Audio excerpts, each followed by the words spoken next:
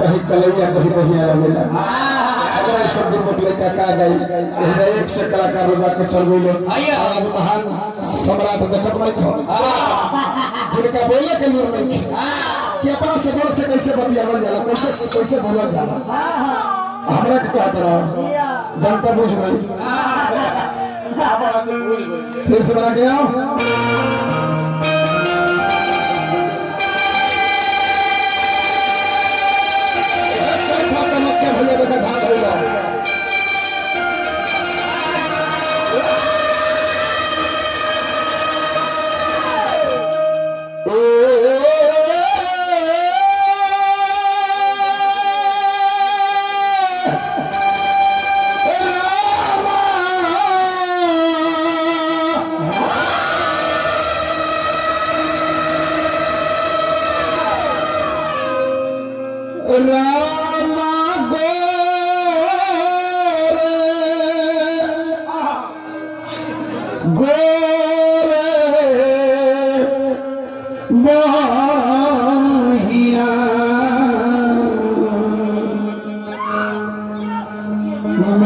हरी हरी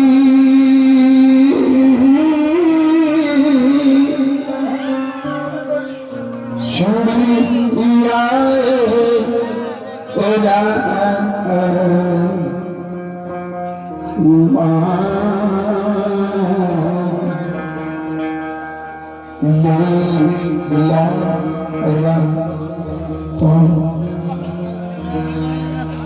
कोशिश करी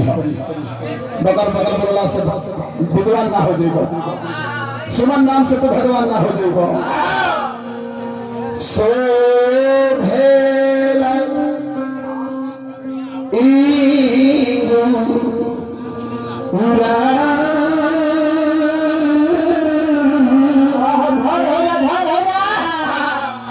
के गुण आवे